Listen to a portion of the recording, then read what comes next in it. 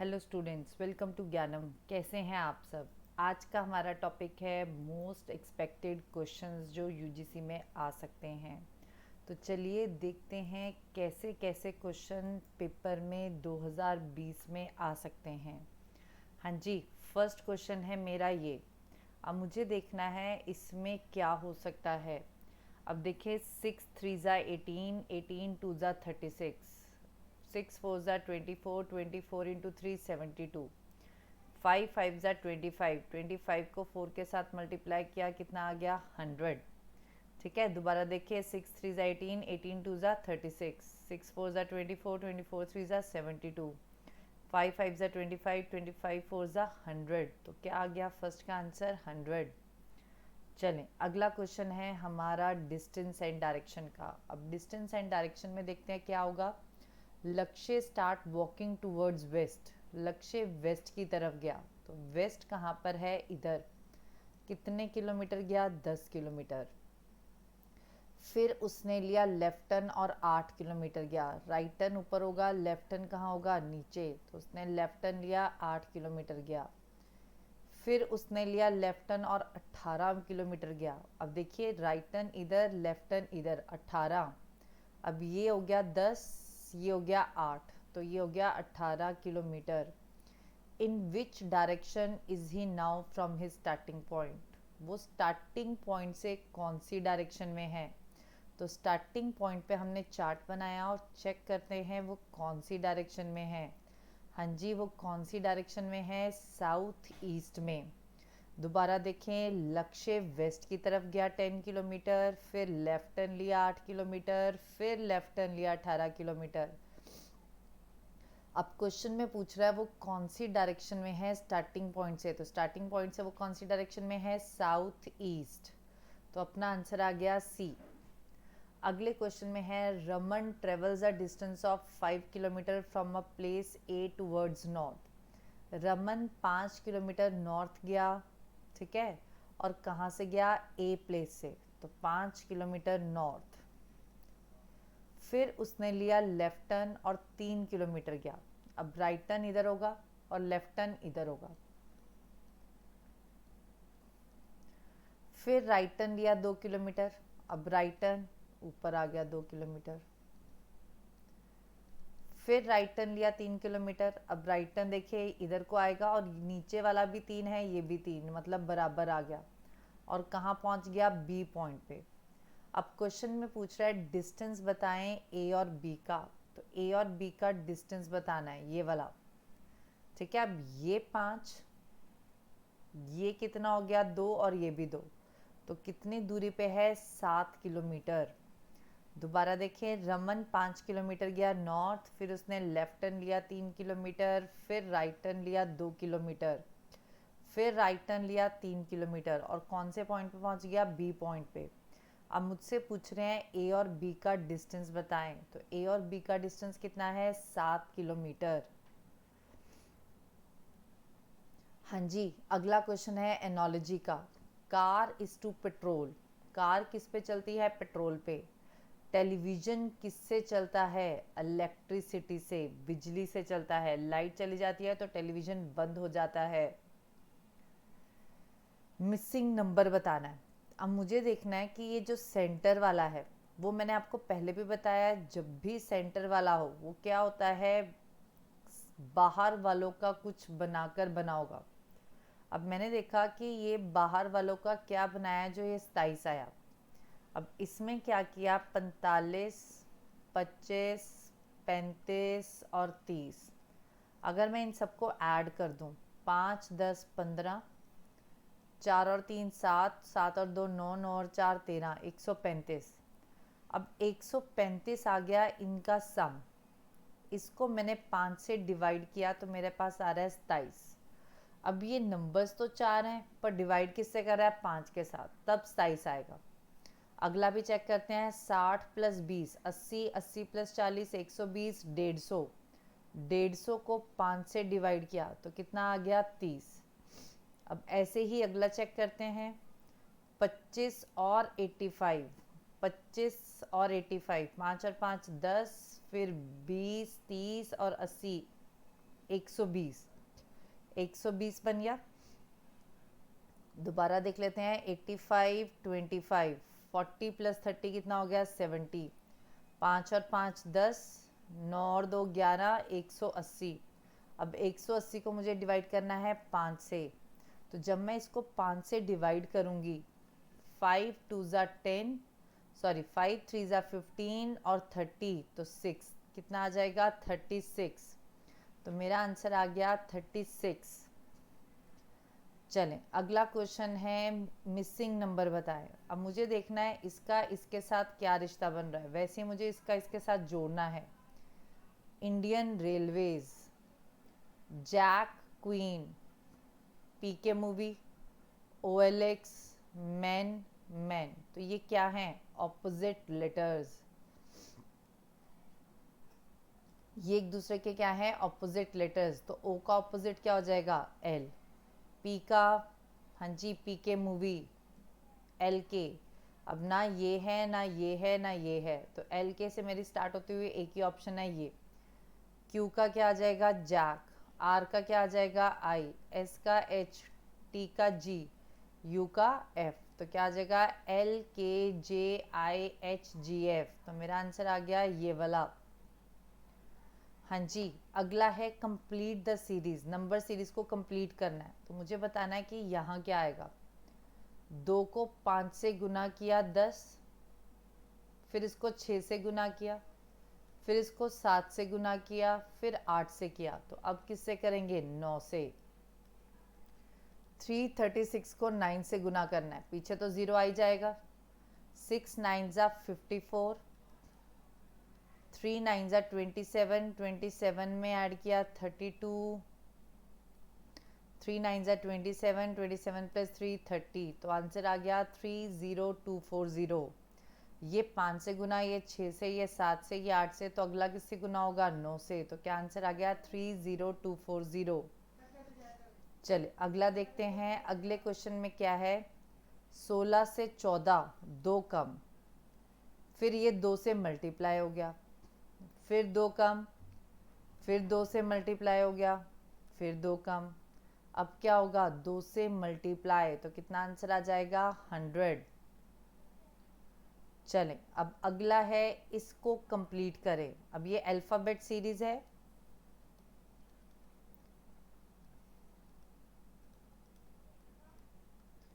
ये 2, ये 3, ये 8, ये 12।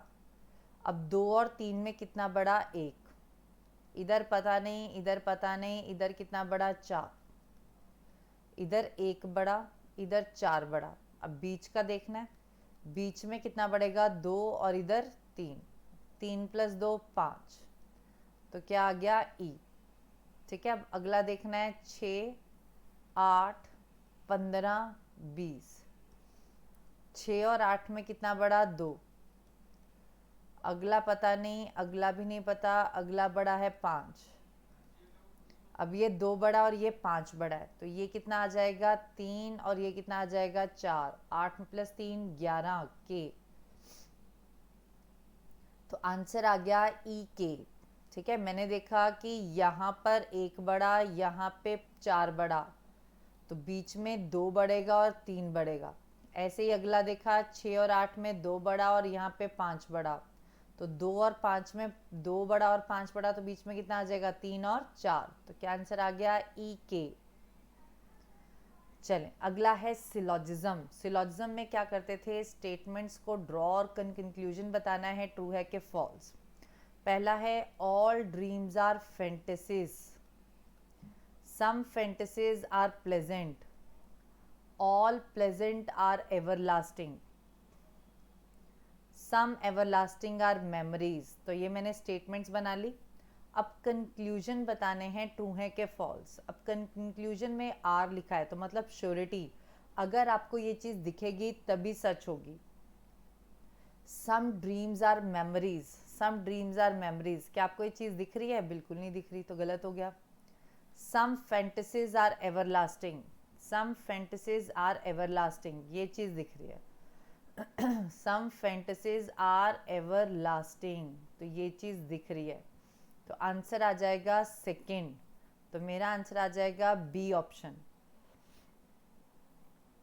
नेक्स्ट है ऑल ग्राफ्स आर टेबल्स,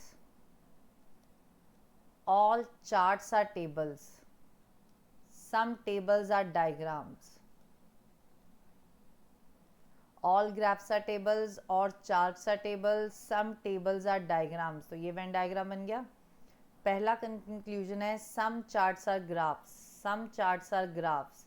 अब सम चार्ट्स आर ग्राफ्स, कुछ कॉमन तो नहीं दिया हुआ, बिल्कुल गलत। ऑल ग्राफ्स आर डायग्राम्स, क्या सारे ग्राफ्स डायग्राम के अंदर आ रहे हैं? बिल्कुल नहीं आ रहे, तो ये भी गलत। तो आंसर आ जाएगा नाइदर वन नाइदर टू। ठीक है, दोनों गलत हो गए।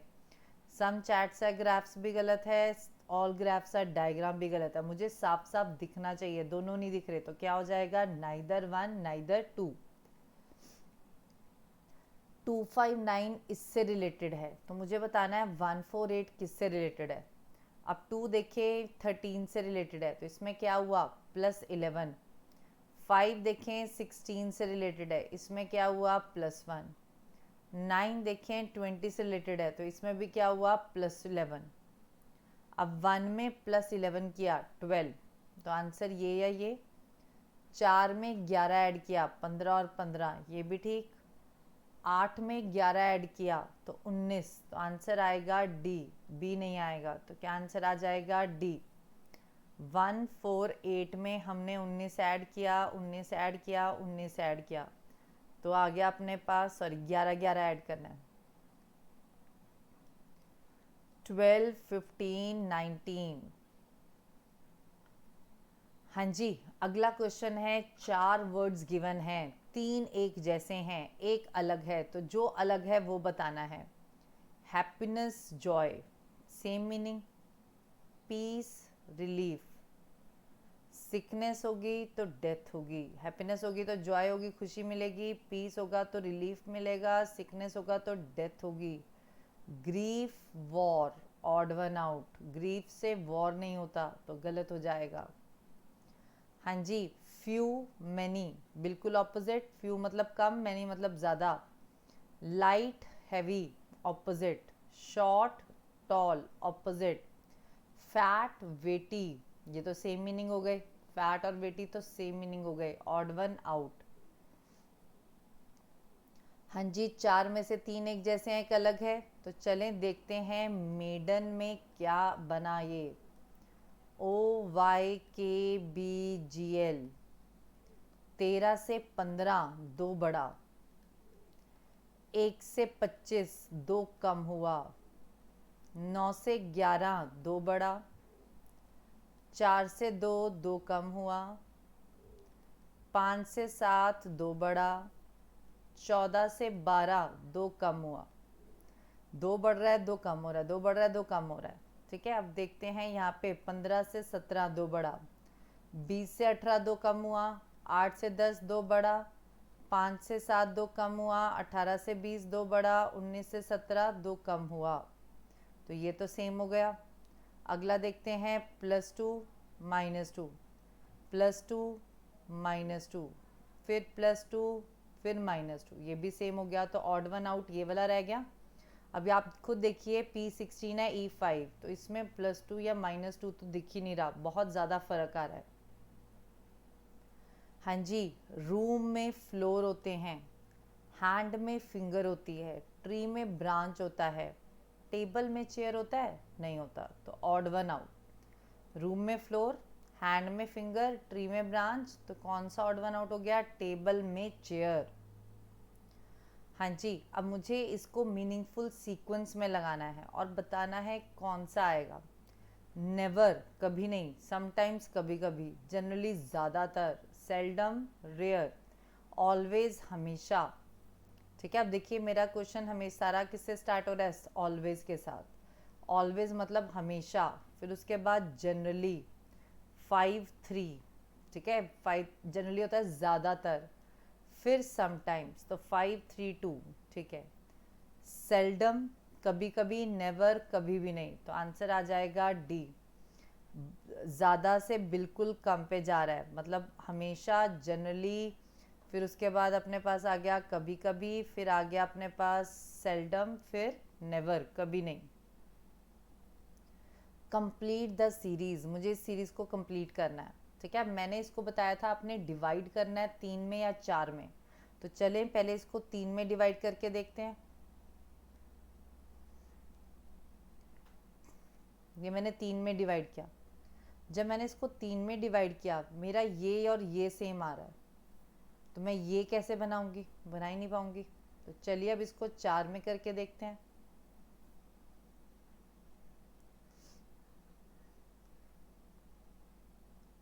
अब मैंने इसको 4 में डिवाइड किया। अब अगर मैं इसको 4 में डिवाइड करती हूँ, मेरा ये और ये सेम आ रहे हैं, R T U S, R T U S, R T U S, R T U S. ठीक है, R T U S, R T U S, R T U S, R T U S, बिल्कुल same. तो क्या आ जाएगा, R S U R T S, R S U R T S. तो answer आ जाएगा D option, R S U R T S. हाँ जी, next question है blood relationship का। क्वेश्चन है पॉइंटिंग टू अ मैन। अब ये मैंने आपको क्वेश्चंस बताए थे ट्री बना के या एज्यूम करके।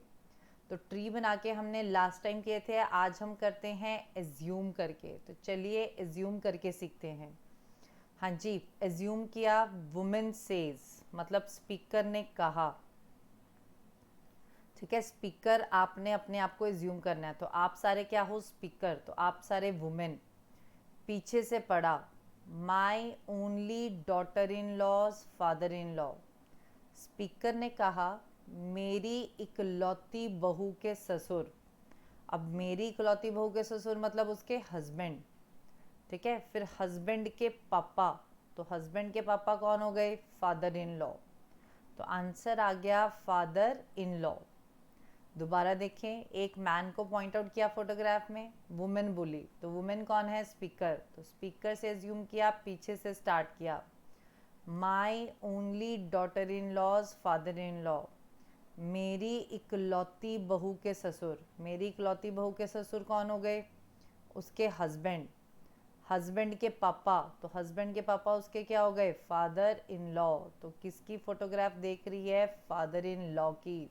मैन वुमेन का क्या लगा, फादर इन लॉ। अगला क्वेश्चन है pointing to a woman in a photograph. एक वुमेन को पॉइंट आउट किया फोटोग्राफ में।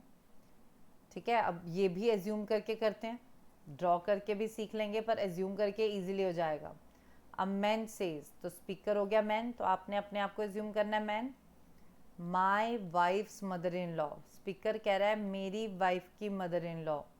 मेरी वाइफ की मदर इन लॉ मतलब मेरी मम्मी, तो उसकी मम्मी की ओनली डॉटर, उसकी मम्मी की इकलौती बेटी है ये, तो ये उसकी क्या लगी, सिस्टर। तो मेरी मम्मी की इकलौती बेटी उसकी क्या लगी, सिस्टर। तो आंसर आ जाएगा सिस्टर। दोबारा देखें, स्पीकर मैन, पीछे से पढ़ा मेरी वाइफ की मदर इन लॉ। मेरी वाइफ की मदर इन लॉ मतलब उसकी मम्मी की ओनली डॉटर मतलब उसकी बहन। अगला क्वेश्चन है pointing to a man in a photograph. Man को पॉइंट आउट किया फोटोग्राफ में, वुमेन बोली he is the father in law, ये फादर इन लॉ है। ठीक है, अब ये भी बना के भी कर सकते हैं और एज्यूम करके भी कर सकते हैं। तो चलिए पहले हम करते हैं एज्यूम करके, क्योंकि एज्यूम करके बहुत इजी होने वाला है ये। हाँ जी, वुमेन बोली my own father in law, women कह रही है मेरे ससुर, तो वुमेन के ससुर हो गए। ससुर का ओनली ग्रैंडसन, तो ससुर का ओनली ग्रैंडसन मतलब उसका बेटा हो गया। उसके बेटे की वाइफ, उसके बेटे की वाइफ कौन हो गई, बहू। बहू के ये फादर इन लॉ हैं, तो बहू के अगर ये फादर इन लॉ हैं तो इसके क्या हो गए, बहू के अगर फादर इन लॉ हैं तो इसके क्या हो गए, हस्बैंड। तो मैन वुमेन का क्या लगा, हस्बैंड। मैन वुमेन का क्या लगा, हस्बैंड। क्लियर। दोबारा देखिए, वुमेन से स्टार्ट किया, पीछे से my own father in law, मेरे ससुर। मेरे ससुर के ओनली ग्रैंडसन, मेरे ससुर के ओनली ग्रैंडसन कौन हो गए, उसका बेटा, उसके बेटे की वाइफ, उसकी बहू, बहू के ससुर, बहू के ससुर कौन हो गए, हस्बैंड। हाँ जी, अगला क्वेश्चन है कोर्स ऑफ एक्शन का। कोर्स ऑफ एक्शन में क्या होता है, आपको प्रॉब्लम दी होती है और नीचे 2 सॉल्यूशन दिए होते हैं। स्टेटमेंट है और नीचे 2 सॉल्यूशन है। एक्सपेंसिव क्लोथ्स और एसेसरीज ग्रोइंग नीड बन गए हैं कॉलेज गोइंग टीनेज चिल्ड्रन के, मिडिल इनकम ग्रुप के। ठीक है, एक्सपेंसिव क्लोथ्स, महंगे कपड़े और एसेसरीज क्या बन गया है, लोगों की टीनेज की ग्रोइंग नीड बन गए हैं। तो क्या करना चाहिए, कॉलेज को ड्रेस कोड लगा देना चाहिए। अगर ये पॉसिबल होता तो ये कब से हो चुका होता, ये नहीं लग रहा। Colleges children should be counselled emphasizing the importance of many other things. Children को काउंसिल करना चाहिए, बताना चाहिए कि और भी बहुत सारी चीज़ें हैं। तो ये नहीं है कि आपने क्लोथ्स और एसेसरीज लेने हैं। तो आंसर आ जाएगा सेकेंड। फर्स्ट क्यों नहीं हुआ, क्योंकि फर्स्ट फिजिबल ही नहीं है। People in the locality were agitated as more than 30 people died in a building collapse. जो पीपल हैं उस लोकेलिटी में वो एजिटेट कर रहे हैं क्योंकि 30 से ज़्यादा लोग मर गए हैं क्योंकि बिल्डिंग टूट गई है, कोलैप्स हो गई है। तो लोगों ने हड़ताल कर दी है। अब इसका सोल्यूशन क्या है, गवर्नमेंट को इमीडिएटली कंपनसेशन अनाउंस कर देना चाहिए। अथॉरिटीज़ को स्ट्रिंजेंट एक्शन लेना चाहिए बिल्डर्स को जो कॉम्प्रोमाइज़ कर रहे हैं क्वालिटी ऑफ मटेरियल के साथ, दोनों से ही। तो आंसर आ जाएगा बोथ 1 एंड 2। गवर्नमेंट को इमीडिएटली कंपनसेशन अनाउंस कर देना चाहिए, दूसरे में कह रहा है कि उसे स्ट्रिक्ट एक्शन लेना चाहिए क्वालिटी मटेरियल यूज़ के लिए। तो दोनों सही हैं, तो आंसर आ गया बोथ 1 एंड 2। चलिए अगला क्वेश्चन है रैंकिंग का। इन अ क्लास ऑफ 60 की क्लास है, गर्ल्स क्या हैं, ट्वाइस हैं बॉयज़ से। अब गर्ल्स ट्वाइस हैं बॉयज़ से, तो गर्ल्स 40 हो गए और बॉयज़ कितने हो गए, 20। Kapil rank 17th from top. Kapil का रैंक कितना है, 17th from top. If there are 9 girls above Kapil, अब देखिए कपिल 17 नंबर पे है और उसके ऊपर 9 लड़कियां हैं। तो कह रहा है ये 17 में से 9 तो क्या हैं, लड़कियां, बाकी सब बॉयज़ कितने हैं, उसके बाद के बॉयज़ बताएं। अब देखिए ये जो 17 रैंक है इसमें 9 तो आ गई गर्ल्स, तो 8 क्या आ जाएंगे, बॉयज़। अब मुझे बताना है उसके बाद के बॉयज़। अब टोटल बॉयज़ हैं 20, जिसमें से 8 कपिल को मिलाकर ऊपर हैं, तो बाद के कितने आ गए, 12। तो आंसर आ गया सी। दोबारा देखें, 60 की क्लास है, गर्ल्स और बॉयज़ की रेशो दी हुई है। गर्ल्स 2:1 है, तो 4:40:20। ठीक है, गर्ल्स क्या हैं, डबल हैं बॉयज़ से। कपिल का रैंक 17th है टॉप से और उसके ऊपर 9 लड़कियां हैं। इट मीन्स 17 में से 9 लड़कियां हैं, तो लड़के कितने हो गए, 8। 17 में से 9 लड़कियां हैं तो लड़के कितने हो गए, 8। अब क्वेश्चन में पूछा है कपिल के बाद कितने बॉयज़ हैं। अब कपिल के ऊपर 8 बॉयज़ हैं, कपिल को मिलाकर 7 बॉयज़ ऊपर है, 8वां वो खुद है। तो जो बाकी बच गए वो सारे कपिल के नीचे होंगे। 20 - 8 12। अगला क्वेश्चन है Mohan is 20th from left. Mohan क्या है, 20th फ्रॉम लेफ्ट और 12th from right hand. Mohan 20th है लेफ्ट से और 12th है राइट हैंड से, जबकि प्रताप 15th है राइट हैंड से। बताएं कितने बॉयज़ हैं मोहन और प्रताप के बीच में। अब देखिए जब भी मुझे बीच के बॉयज़ निकालने हैं तो मुझे क्या देखना है, सेम डायरेक्शन। अब प्रताप है 15th राइट, मोहन है 12 राइट, तो इनके बीच में 13 राइट 14 राइट 2 बच्चे होंगे। तो जब भी मुझे बीच के बच्चे निकालने हैं मुझे सेम डायरेक्शन से देखना है। तो सेम डायरेक्शन, ये भी राइट ये भी राइट, तो 12 राइट 15 राइट, तो बीच में कितने आ गए, 2 बच्चे, 13 और 14। हाँ जी, नेक्स्ट क्वेश्चन है एजम्पशंस का। एजम्पशंस में मैंने आपको बताया था हिडन ट्रुथ, छुपी हुई बात बतानी है। हिडन ट्रुथ, छुपा हुआ। हमेशा बॉटल की सील चेक करो और कैश मेमो मांगो जब भी कोई लिक्वर खरीद रहे हो शॉप से। हमेशा बॉटल की सील चेक करो और इंसिस्ट ऑन कैश मेमो जब भी कुछ लिक्वर खरीद रहे हो शॉप से। ये नोटिस इशू किया है पब्लिक इंटरेस्ट में, ठीक है। पहला, इससे क्या छुपा हुआ पता चल रहा है? Properly sealed bottles reduces the chances of adulteration और एनी माल ट्रीटमेंट। बिल्कुल सही कह रहा है कि जो प्रॉपरली सील्ड बॉटल्स है वो रिड्यूस करते हैं चांसेस इसकी। Shopkeeper may be ready to give cash memo if a customer insist on it, ये भी ठीक है। शॉपकीपर कैश मेमो देने को तैयार हो जाएगा अगर कस्टमर मांगेगा तो। Cash memo gives by the shopkeeper reduces chances of unfair dealings, ये भी ठीक है। तो आंसर आ जाएगा ऑल ऑफ दीज। अब देखिए उसने कहा हमेशा बॉटल की सील चेक करो, कैश मेमो मांगो, ताकि जब आप कुछ भी खरीद रहे हो, अगर आप कोई दुकानदार है वो बिल्कुल सही चीज़ बेच रहा है तो वो आपको कैश बिल देगा, मना नहीं करेगा। तो पहला भी ठीक। दूसरा, अगर वो ठीक काम कर रहा है तो वो आपको देगा कैश बिल, ठीक है। और ये कैश मेमो आपको बचाएगा अनफेयर डीलिंग्स की वजह से। अनफेयर डीलिंग्स मतलब वही कि कोई आपने गलत चीज़ तो नहीं खरीद ली, मतलब सेम प्राइस पे खरीदी है, जो रेट लिखा हुआ है सेम। तो आंसर आ गया all of these. Special yoga camp organise किया गया है सेंट्रल इंडस्ट्रियल सिक्योरिटी फोर्स ने टू टीच करने के लिए हीलिंग पावर्स ऑफ प्राणायाम, ठीक है। ये स्पेशल योगा कैंप ऑर्गेनाइज किया गया ताकि उनको हीलिंग पावर सिखा सकें। अब इससे क्या एजम्पशन हो रही है? जो स्पेशल योगा कैंप है वो कम्युनिकेशन गैप ला देगा, ये तो बिल्कुल नहीं है। प्रोग्राम हेल्प करेगा उनको यूनिट फिटर और कम्बैट स्ट्रेस बनाने के लिए, बिल्कुल सही। प्राणायाम हेल्प ही यही करता है। प्राणायाम उनको हेल्प करेगा फिटीग और कंसंट्रेट बेटर करने के लिए, तो ये भी ठीक है। तो आंसर आ जाएगा सेकंड एंड थर्ड। तो आंसर आ गया सी। फर्स्ट क्यों नहीं आया? क्योंकि फर्स्ट में कह रहा है कम्युनिकेशन गैप आ जाएगा, तो ये तो बिल्कुल नहीं है। तो क्या आ जाएगा? Second and third. चलिए ऐसे ही पढ़ते रहिए, ज्ञानम के साथ जुड़े रहें, ऐसे ही हम और वीडियोस लेकर आते रहेंगे आपके लिए। Thank you.